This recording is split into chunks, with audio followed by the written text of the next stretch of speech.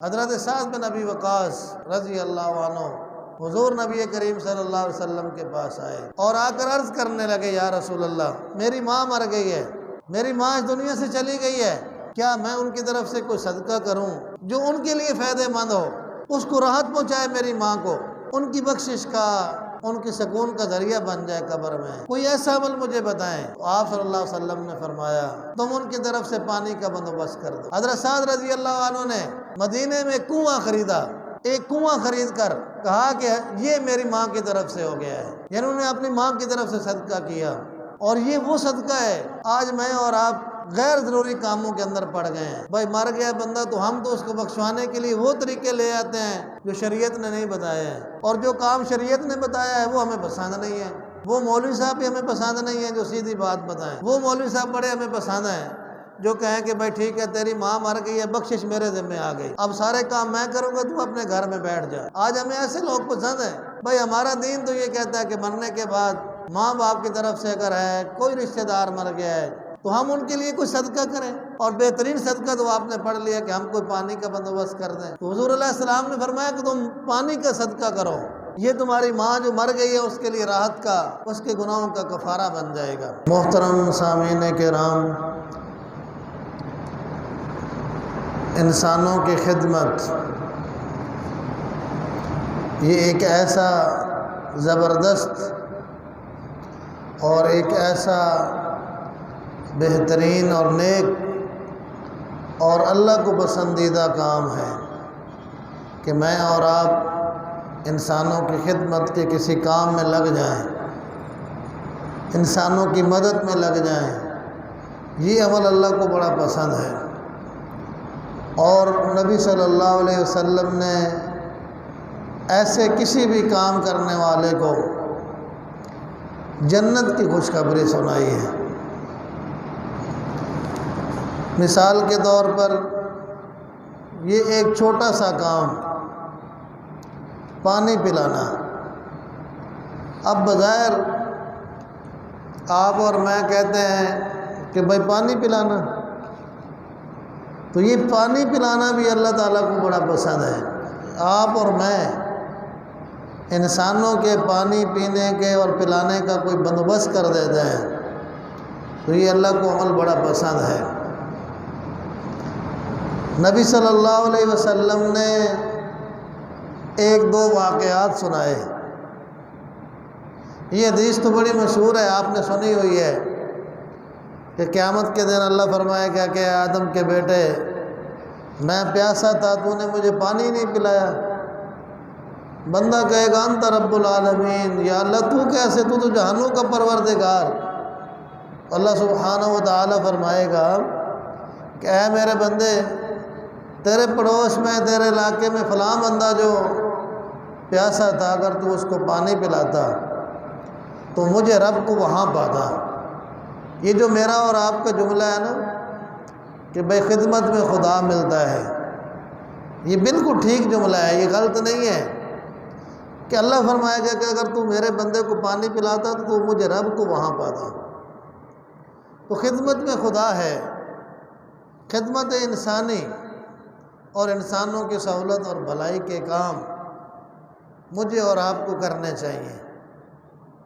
نبی صلی اللہ علیہ وسلم فرماتے ہیں کہ ایک فاحشہ عورت، بدکار عورت تم سے پہلے، اس نے دیکھا کہ ایک بلی وہ پیاس سے مر رہی ہے۔ بعض روایات میں آتا ہے کہ کتا پیاس سے مر رہا تھا، اور اس نے اس مرنے والی اس بلی پر رحم کھایا، اور اس نے محسوس کیا اس بلی کو بڑی پیاس لگی ہے، یہ مر جائے گی، بھوکی مر جائے گی، پیاسی مر جائے گی۔ اسے اس پر رحم آیا، اور وہ فاحشہ عورت، بدکار عورت، جس کا سوسائٹی میں میرے اور آپ کے یہاں کیا کوئی ویلیو ہے، اب وہ عورت نیچے اتری، کنویں کے اندر اتری، اور اس نے ایک موزے کے اندر پانی کو لے کر وہ باہر آئی، اور اس نے آ کر اس پیاسی بلی کو وہ پانی پلایا، جس سے اس کی زندگی واپس لوٹ آئی، اس کے سانس واپس لوٹ آئے۔ اور وہ سکون محسوس کرنے لگ گئی۔ اللہ تعالیٰ کو یہ عمل اتنا پسند آیا، اللہ تعالیٰ نے اس فاحشہ عورت کو معاف کر دیا، صرف معاف بھی نہیں کیا بلکہ جنت میں داخل کر دیا۔ یہ کوئی مشکل کام ہے؟ آسان کام۔ آج میں اور آپ دیکھ لیں کہ ہمارے گھر میں، ہمارے علاقے میں کتنے ایسے پیاسے جانور ہوتے ہیں، ہم نے کبھی ان پر ترس کھایا ہے؟ ہم نے ان کی پانی پینے کا کوئی بندوبست کیا ہے؟ اللہ کے ہاں تو یہ بڑا مقبول عمل ہے۔ نبی اکرم صلی اللہ علیہ وسلم فرماتے ہیں کہ تم سے پہلے ایک آدمی راستے سے گزر رہا تھا، اسے سخت پیاس لگی۔ جب اسے سخت پیاس لگی راستے سے گزرتے ہوئے، تو اس نے ایک جگہ پر ایک کنویں کو پایا۔ اب اس نے دیکھا کہ پانی کیسے پیا جائے اس کنویں سے۔ اس نے اس کنویں سے پانی پینے کے لیے جو راستہ بنا ہوا تھا نیچے اترنے کا، وہ کنویں سے اترا اور جا کر پانی پیا اور اللہ کا شکر ادا کیا۔ اس کو شدت پیاس اس کی کم ہو گئی۔ اتنے میں ایک کتا یأکل السراء ویلہس، آپ صلی اللہ علیہ وسلم نے فرمایا وہ کتا بھوک کے مارے، پیاس کے مارے زمین کو چاٹ رہا تھا، ویلہس، اور اس کی زبان باہر نکلی ہوئی تھی۔ پیاس کی وجہ سے وہ زبان باہر نکال کر ہانک رہا تھا، وہ کانپ رہا تھا وہ کتا، اور زور سے سانس لے رہا تھا پیاس کی وجہ سے۔ اس آدمی نے یہ محسوس کیا، اس کے دل میں یہ خیال آیا کہ یہ پیاس کی تکلیف کتنی سخت ہوتی ہے۔ اسے اس پر رحم آیا، اور اس نے پھر دوبارہ وہ اترا اپنے اس کنویں کے اندر، اور اپنے ایک جوتے کے اندر، ایک موزے کے اندر، جوتے کے اندر وہ پانی بھر کر لاتا اور پیاسے کتے کو وہ پانی پلا دیتا، یہاں تک کہ اس نے کتے کو خوب پانی پلایا۔ اور اللہ تعالیٰ نے بھی اس کے عمل کو اتنا پسند فرمایا کہ اللہ تعالیٰ نے بھی اس بندے کے گناہ معاف فرما دیے اور اس کو جنت میں داخل کر دیا۔ اس کا یہ مطلب نہیں ہے کہ بھئی ہم نماز نہیں پڑھیں گے تو بس کتے کو پانی پلائیں گے تو جنت میں چلے جائیں گے۔ نیکی کے کاموں کے اندر، یعنی یہ چھوٹے چھوٹے کام بھی بڑے نیکی کے کام ہیں۔ ہم جانوروں پر بھی رحم فرمائیں۔ حضور نبی کریم صلی اللہ علیہ وسلم نے ایک جانور کو دیکھا، اس کی حالت کو دیکھا تو وہ بالکل مریل ہو گیا تھا بھوک کی وجہ سے۔ تو آپ صلی اللہ علیہ وسلم نے فرمایا اس کا مالک کہاں ہے؟ انہوں نے بتایا فلاں آدمی اس کا مالک۔ فرمایا اس کو بلایا جائے۔ اب اس کا مالک آ گیا تو آپ صلی اللہ علیہ وسلم نے فرمایا یہ تمہارا جانور ہے؟ اس نے کہا ہاں یا رسول اللہ۔ تو آپ نے فرمایا کیا اس کی حالت نہیں دیکھتے ہو کہ بھوک اور پیاس کی وجہ سے اس کا کیا حال ہو گیا ہے؟ تم اللہ سے ڈرو، ان بے زبان جانوروں کے بارے میں بھی اللہ سے ڈرو۔ اس نے کہا یا رسول اللہ کیا ہمارے سے قیامت کے دن اس بارے میں بھی پوچھا جائے گا، ان جانوروں کے بارے میں بھی؟ آپ نے فرمایا ہاں، ہر جگر والا جانور وہ اس کے بارے میں تم سے پوچھا جائے گا۔ اس لیے آپ صلی اللہ علیہ وسلم نے فرمایا کہ جب جانور کے اوپر سوار ہو تو اچھے طریقے سے ہو، اوور لوڈنگ نہ کرو، اور جب اس کو چھوڑو تو اچھے طریقے سے چھوڑو کہ اس کی خوراک کا، اس کے پانی کا اور اس کے ٹھہرنے کی جگہ کا خیال رکھو۔ ہمارے ہاں کیا ہوتا ہے بس ٹھیک ہے، جن جانوروں سے لوگ کام کر لیتے ہیں ان کا ہم حال کیا کرتے ہیں۔ اس لیے اللہ کے ہاں اس کے بارے میں بھی جواب دہی ہے کہ ہم جانوروں کے ساتھ اچھا سلوک کریں، ان کی بھی کھانے پینے کا خیال کریں۔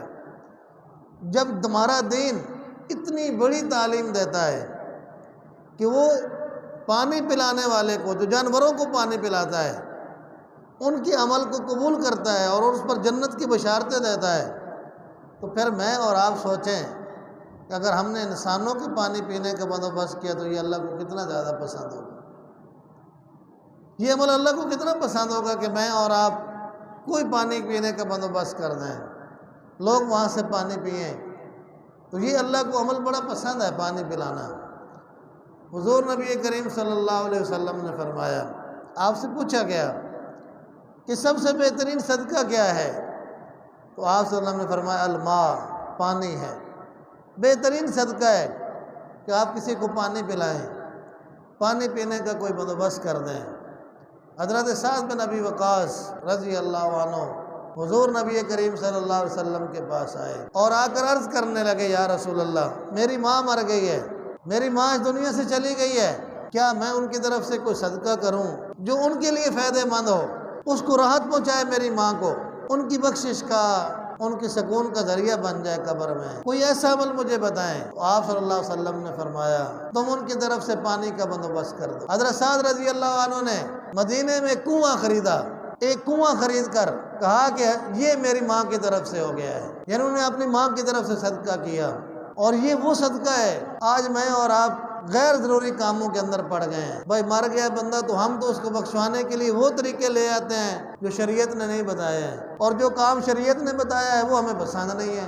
وہ مولوی صاحب بھی ہمیں پسند نہیں ہیں جو سیدھی بات بتائیں، وہ مولوی صاحب بڑے ہمیں پسند ہیں جو کہیں کہ بھائی ٹھیک ہے تیری ماں مر گئی ہے، بخشش میرے ذمہ آ گئی، اب سارے کام میں کروں گا، تو اپنے گھر میں بیٹھ جا۔ آج ہمیں ایسے لوگ پسند ہیں۔ بھائی ہمارا دین تو یہ کہتا ہے کہ مرنے کے بعد ماں باپ کی طرف سے اگر ہے، کوئی رشتہ دار مر گیا ہے تو ہم ان کے لیے کوئی صدقہ کریں، اور بہترین صدقہ تو آپ نے پڑھ لیا کہ ہم کوئی پانی کا بندوبست کر دیں۔ تو حضور علیہ السلام نے فرمایا کہ تم پانی کا صدقہ کرو، یہ تمہاری ماں جو مر گئی ہے اس کے لیے راحت کا، اس کے گناہوں کا کفارہ بن جائے گا۔ اس لیے میرے بھائیوں اور بزرگوں، میرے اور آپ کی ذمہ داریوں میں سے ایک ذمہ داری میری اور آپ کی انفرادی ہے، ایک ذمہ داری اجتماعی ہے۔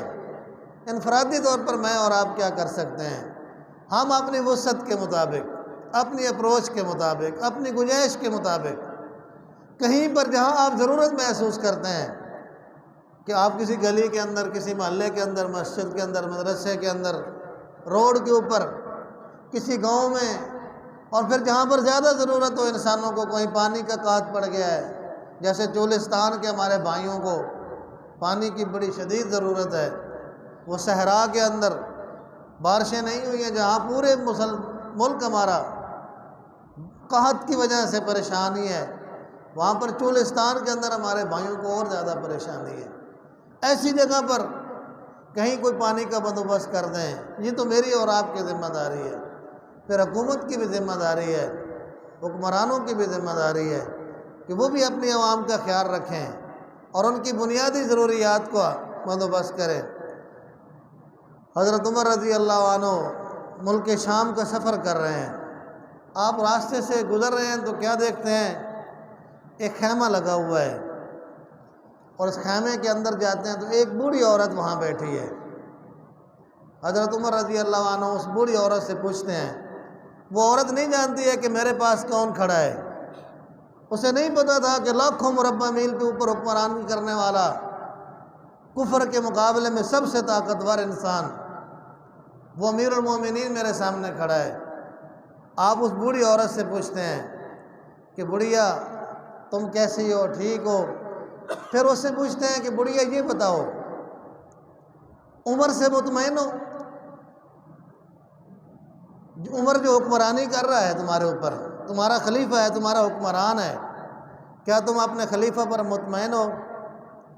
اس نے کہا میں تو مطمئن نہیں ہوں۔ حضرت عمر رضی اللہ عنہ نے کہا کیا اسے جانتی ہو؟ اس نے کہا میں نہیں جانتی لیکن میں مطمئن نہیں ہوں اس پر۔